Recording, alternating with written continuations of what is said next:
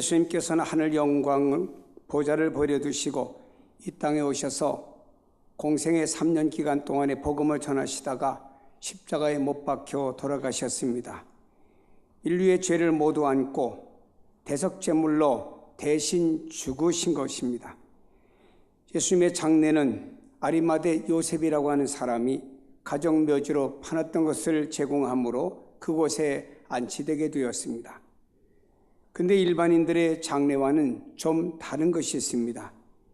예수님의 시신을 장례 지낸 다음에 행하진 몇 가지 일들을 보게 되면은 첫째로 큰 돌을 굴려다가 무덤의 입구를 문을 막았습니다.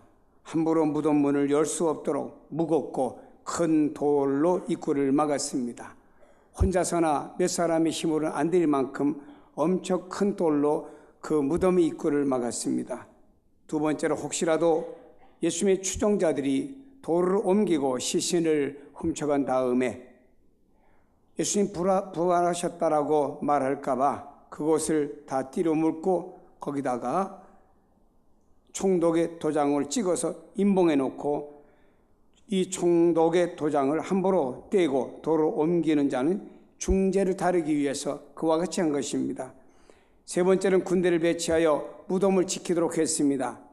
만에 하나라도 예수가 살아난다 해도 무덤 밖으로 한 걸음도 나오지 못하게 하기 위해서 군대를 지키게 한 것입니다. 그런데 오늘 이러한 일들이 오히려 예수님의 부활을 증명하는 유일한 일들이 되는 것입니다. 할 수 있는 모든 방법을 총동원해서 무덤을 지켰던 이 모든 것들이 예수님의 부활을 더욱더 뚜렷하게 증거해 주는 내용이 되기도 하는 것입니다. 세상 사람들은 예수님에 대하여서 여러 가지 못된 일들을 행했습니다. 그러나 이 땅에 예수님처럼 사랑을 베풀고 또 구제와 그리고 어려운 사람을 돌아봤던 사람이 누가 있겠습니까? 그런 예수님을 사람들은 죄인으로 몰아서 사형시킨 것입니다. 그리고 혹시라도 사태에 대비해서 예수님의 무덤을 원천 봉쇄하고 군대까지 동원해서 지키도록 만든 것입니다. 그러나 세상에 방해하는 일들이 제 아무리 크고 강하고 완벽하다 할지라도 하나님의 일은 누구도 막을 수 없다는 사실을 믿으시기를 바랍니다. 잠언 16장 4절에 말합니다. 여호와께서 온갖 것을 그 쓰임에 적당하게 지으셨나니 악인도 악한 날에 적당하게 하셨느니라고 말씀하셨습니다. 세상의 모든 것들 심지어는 악인까지 악한 날을 위해서 적당하게 지으셨다고 말씀합니다. 그래서 가룟 유다도 지은 것입니다. 여러분, 기독교 역사가 바로 이러한 것들을 증명해 주고 있습니다. 복음이 전파되는 것마다 나라와 그리고 어떤 황제와 민족들이 얼마나 예수 믿는 사람을 핍박하고 가두어두고 그리고 화형시키고 맹수의 밥이 되도록 만들었습니까? 그러나 복음의 불길은 절대로 막지 못했고 복음의 불길은 시들지 않았습니다. 오히려 핍박이 동남풍이 되어서 복음의 불길은 더 환하게 온 땅에 번져나간 줄로 믿습니다. 그한 일을 들어보면 사울이라고 하는 청년이 기독교를 핍박했습니다. 얼마나 열심히 핍박했는지 남녀 가리지 않고 마구 붙잡아서 옥에 가두었습니다. 그의 그러한 선동으로 인해서 사람들이 스데반 집사까지 성 밖으로 내쳐 돌로 쳐 죽이게 되었습니다. 사도행전 8장 3절에 보니 사울이 교회를 잔멸할새 각 집에 들어간 남녀를 끌어다가 옥에 넘겼다고 말씀하고 있습니다. 여기는 사울은 교회를 잔멸하려고 했습니다. 닥치는 대로 감옥에 가두었습니다. 남녀노소 구분하지 않았습니다. 사람들을 핍박했어요. 감옥에다 예수 믿는다고 하는 죄목 때문에 갇히게 된 것입니다. 예루살렘에 이런 핍박이 너무너무 거세지자 디아스포라가 생겨난 것입니다. 믿음 있는 사람들이 더 이상 핍박을 견딜 수가 없기 때문에 예루살렘에서 사방으로 흩어지게 된 것입니다. 사실은 저들이 붙잡히지 않으려고 도망간 것이죠. 그때 빌립이란 집사도 사마리아 땅으로 도망을 갔습니다. 그런데 보세요. 유대인들은 사마리아 땅을 밟지 않는 땅이었습니다. 이스라엘 지도를 보면 맨 위에는 갈릴리가 있고 중간에 사마리아도가 있고 맨 밑에 유다도가 있습니다. 그런데 유다도에서 갈릴리도를 가려고 하면은요 1시간 거리면 갈 수가 있습니다. 그러나 이 사마리아 사람들은 바로 과거 역사에 보면 아수르 사람들과 혼인해서 이방인의 씨가 그곳에 널려 있다고 해서 순수한 유대인들은 그 땅을 밟지 않았습니다. 왜냐? 더러운 땅이라고 해서요. 그래서 그들은 1시간 거리 갈 수 있는 거리를 갔다가 오히려 빙 돌아감으로 말미암아 하루나 이틀 걸려서 유대에서는 갈릴리도를 가고는 했습니다. 그런 유대 사람들이 밟지 않는 사마리아 땅으로 빌립은 도망을 간 것입니다. 근데 성령께서 빌립의 마음을 강하게 역사하셨어요. 빌립은 거리로 나갔습니다. 사마리아 사람들이 복음을 전하기 시작했습니다. 여러분, 바울이 복음을 전하자 귀신이 떠나갔습니다. 병든 자가 고침받았습니다. 구원 얻는 놀라운 역사의 기적이 일어난 줄로 믿습니다. 복음을 받아들인 여러분과 여러분 가정에도 이런 기적의 역사 일어나기를 주님의 이름으로 축복합니다. 우리는 이 사건을 돌아보며 생각해 보아야 됩니다. 만일에 예루살렘에 핍박이 일어나지 않았다고 하면 빌립이 사마리아 땅으로 갔겠습니까? 아마도 절대로 가지 않았을 것입니다. 그렇다면 핍박은 오히려 사마리아뿐만 아니라 디아스포라에 의해서 온 땅에 복음이 퍼지게 하는 데 역사가 일어났고, 온 땅에 퍼질 때마다 우리 하나님께서는 그 한 사람 한 사람을 감동해서 성령을 통하여 그들에게 복음을 전하도록 역사하고 쓰임받은 줄로 믿습니다. 그렇습니다. 세상의 핍박과 원수들이 나를 방해하고 나를 가로막을지라도 우리는 이런 믿음을 가지고 사시기를 바랍니다. 이런 믿음은 두려워하지 않습니다. 핍박과 방해로 인해서 고통이 있을지라도 이것은 결국 하나님의 역사가 되고 축복이 되고 아름다운 결실과 열매가 된다는 사실을 믿으시길 바랍니다. 여러분이 예수 믿으면서 여러분의 불평과 어려움과 고통과 힘듦과 이런 일이 있을지라도 이것은 여러분 고통이 아니고 그것을 통해서 하나님께서 무엇인가 아름다운 결실과 열매를 맺는 하나님 일하심이 있을 줄로 믿습니다. 여러분, 우리의 신앙을 한번 돌아보시기 바랍니다. 온전하신가요? 과연 칭찬드릴 만한 여러분의 믿음이라고 생각을 하십니까? 우리 스스로 생각할 때 내 믿음은 부족해, 연약해, 이런 고백할 수밖에 없는 우리의 믿음 아닙니까? 그러나 정말로 우리 안에 중요한 것이 있어요. 내 마음속에서 주님을 얼마나 사랑하느냐 이 말입니다. 내 마음속에 주님을 얼마나 사모하느냐 이런 말이에요. 여러분, 우리가 형식적으로 금식하고 우리가 모든 걸 다 지킬지라도 우리의 마음속에 주님을 사랑하는 마음이 없으면 주님께서 우리의 마음을 보시고 과연 기뻐하시겠냐 이 말이에요. 형식보다 더 중요한 것은 내 마음속에 주님을 사랑하는 뜨거운 마음, 심장이 중요한 겁니다. 이 마음과 이 믿음이 이 믿음을 가지고 우리는 살아가야 될 것이고, 이 마음을 주님께서 아름답게 받아주시고 더욱 은혜를 베풀어 주신다는 사실을 믿으시기를 바랍니다. 마리아가 어두운 새벽에 무덤을 찾아갔을 때 그녀가 처음 목격한 것은 무덤의 돌문이 열려있는 장면이었습니다. 그 무거운 돌이 옮겨진 것을 보고 깜짝 놀랐죠. 예수님의 시신이 없어진 것을 보고 더더욱 놀랐습니다.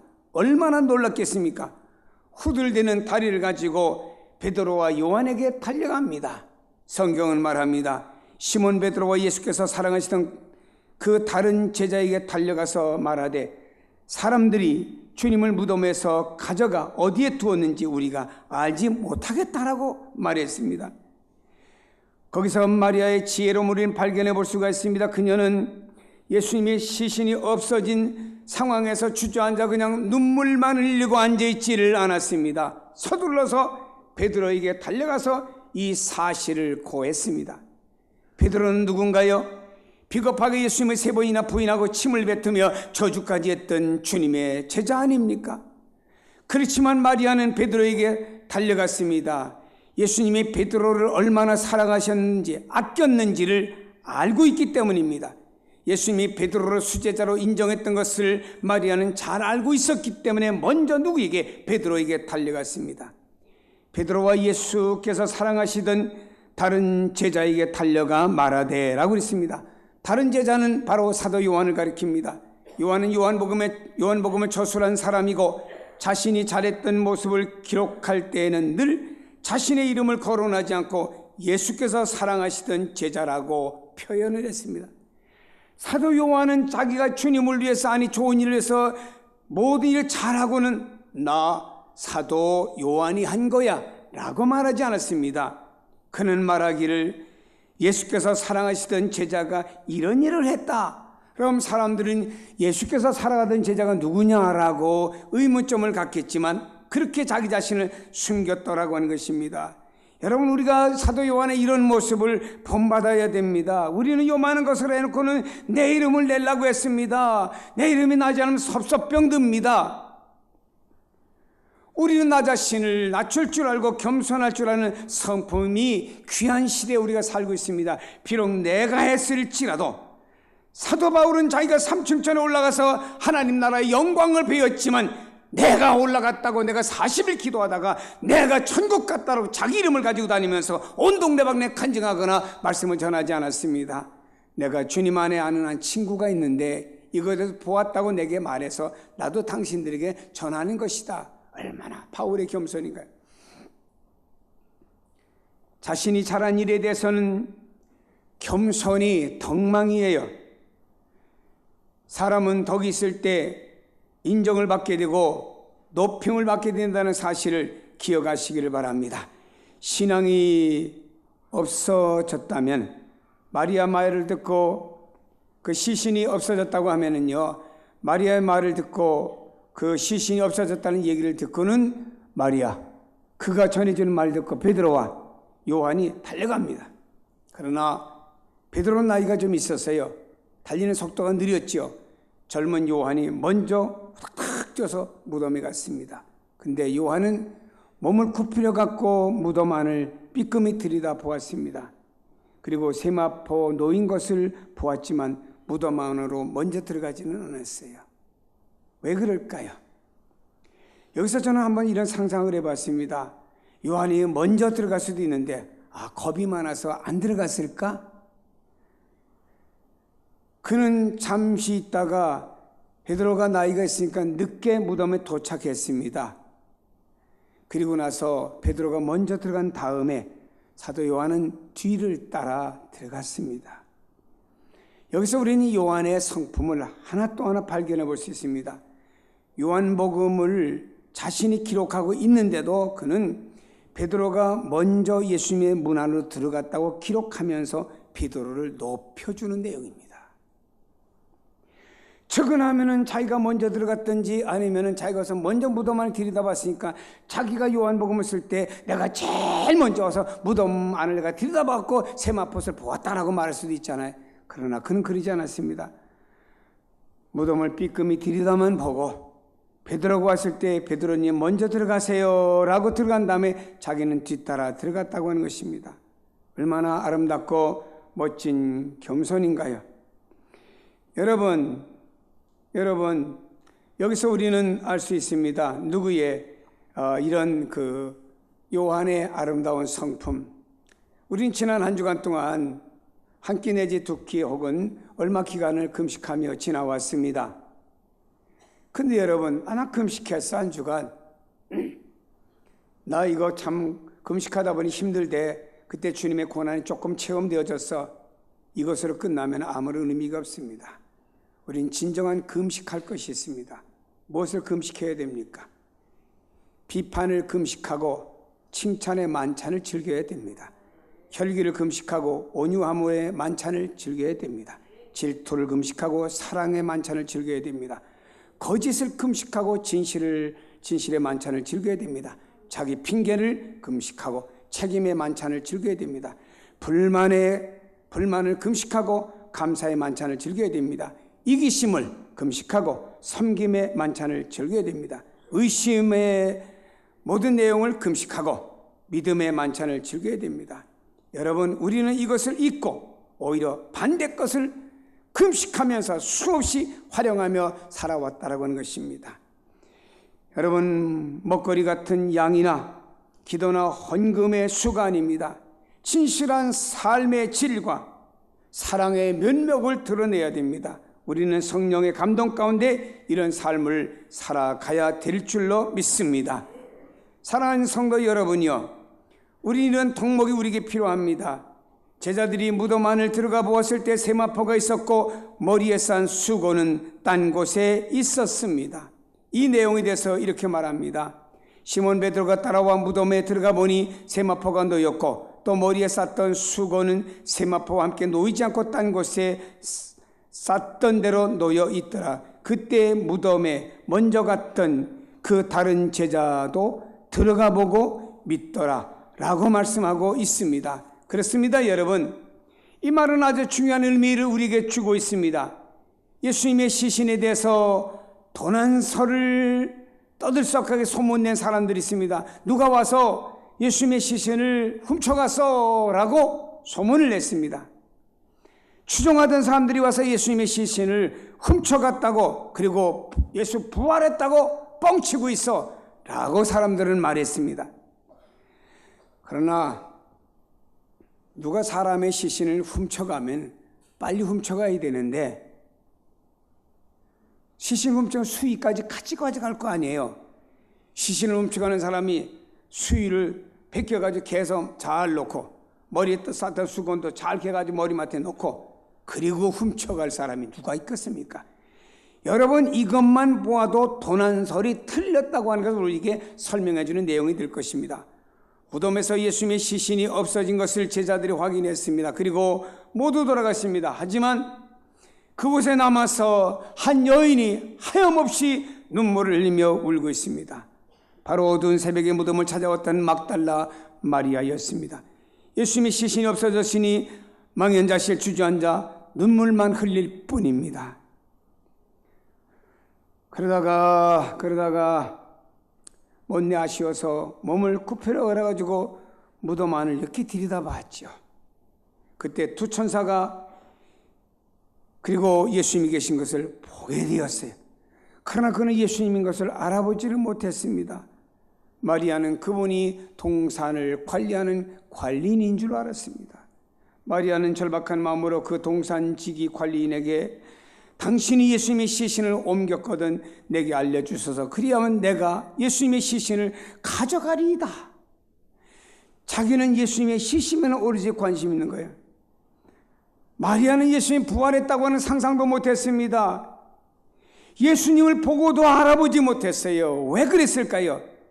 지금 그녀의 마음에는요, 예수님의 시신을 찾는 마음으로 가득했기 때문에 오직 예수님의 시신만 생각을 했습니다. 어떻게 하면 없어진 예수님의 시체를 찾을 수가 있을까? 당신이 보았다면 나에게 알려주세요 라고 말하게 되었습니다. 여기에 마리아는 시신만 찾으면 된다는 마음이 가득했기 때문에 부활하신 예수님을 눈에 들어오지 아니했다라고 하는 것입니다. 여러분의 마음의 눈이 지금 어디를 보고 계시는지를 한번 생각해 봅시다.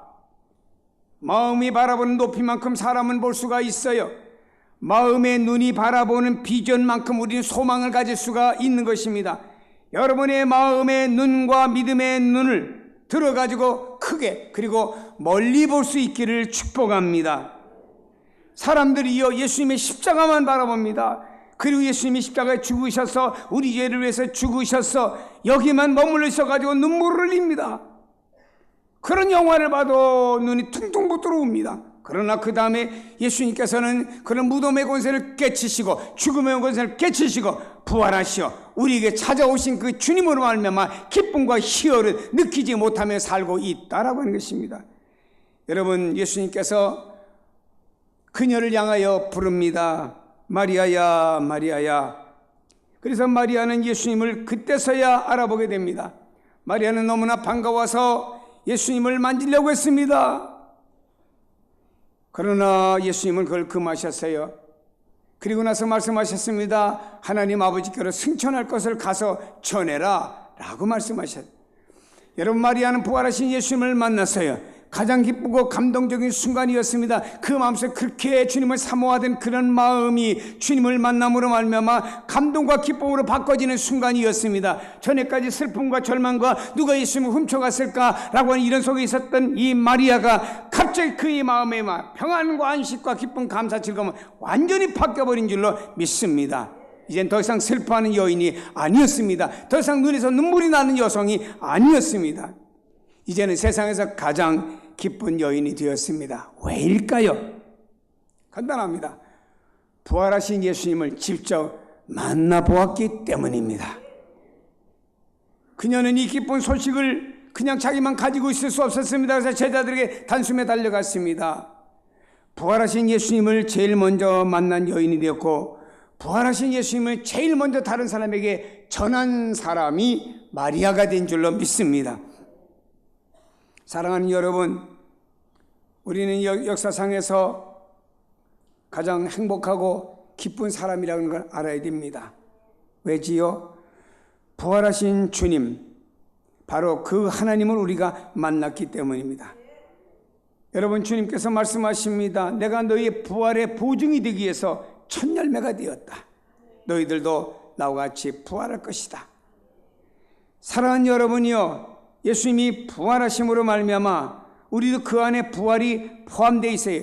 예수님이 십자가에 죽으실 때 우리의 죄와 허물이 그 안에 포함되어서 장사 지냄으로 끝난 것처럼 예수님이 부활 속에 우리가 함께 들어가서 우리도 부활한 성도들이, 영적으로 부활한 성도들임을 믿으시길 바랍니다. 이제 부활되었으나 우린 장차 주님 오심으로 말미암아 우리가 부활되고 그 주님의 나라에서 주님을 뵙는 그날이 있을 것입니다. 그렇다고 하면 여러분, 여기 있는 여성은 주님의 부활을 제일 먼저 목격하고 나가서 전파하는 사람이 되었습니다.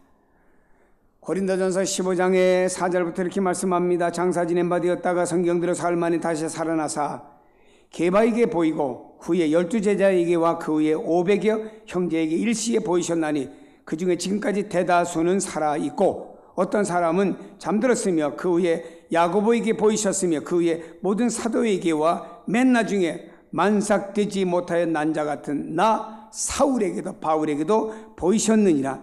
그러므로 나나 사울이나 그들이나 제자들이나 주님의 부활을 목격한 모든 사람들이나 이같이 전파하며 예수의 십자가 부활을 전파하며 너희도 이같이 믿었느니라. 복음이 뭔가요? 요한계시록 기쁜 소식입니다. 기쁜 소식은 전해야 되는 것입니다. 우리나라가요, 일본에서 참 고난과 고통당하다 해방된 그날 모든 사람들 나와서 해방되었다고 만세 부르며 소리 쳤습니다. 복음은 기쁜 소식입니다. 모든 사람이 전해야 있는데 마리아는 제자들에게 전했습니다. 제자들은 예루살렘과 유대와 사마리아 땅끝까지 전했습니다. 바울은 말이야 로마의 황제에게까지 복음을 전했어요. 황제가 하는 말이 내가 적은 말로 나를 감동시키려고 하느냐 할 정도로 누구에게든지 이들은 복음을 전했습니다. 사랑하는 여러분이요, 예수의 십자가와 예수의 부활을 전하는 성도가 되기를 축복합니다. 부활의 주님이 우리 안에 계시고 이렇게 말씀합니다. 부활한 나 예수가 세상 끝날까지 너희와 함께 할 것이다. 세상 살면서 다소의 근심과 고통과 걱정과 아픔과 힘듦과 괴로움이 있을지라도, 또 우리가 주님을 믿고 힘듦과 어려움과 핍박이 있을지라도 주님의 일을 감당함으로 해서 우리가 세상에서 여러 가지 힘듦과 어려움과 불이익을 당할지라도 부활하신 예수가 여러분 안에 세상 끝날까지 함께 하시니 그 주님을 모시고 기뻐하세요. 감사하세요. 담대하세요. 사랑하는 여러분, 그 주님이 다시 재림하시는 그날까지 여러분을 떠나지 않고 함께 하신다는 사실을 믿으시길 바랍니다. 그리고 우리는 모든 사람들에게 입을 벌릴 때마다 다른 것 전하지 말고 예수의 십자가 그리고 예수의 부활을 모든 사람에게 전해서 그 모든 사람들이 우리를 통해서 전해지는 복음의 소식을 듣고 주님께로 돌아오는 역사가 여러분 때문에 많아져서 많은 사람을 옳은 대로 돌이키게 하는 사람은 복이 있듯이 여러분들이 복 있는 사람이 되길 주님의 이름으로 축복합니다. 기도하십니다.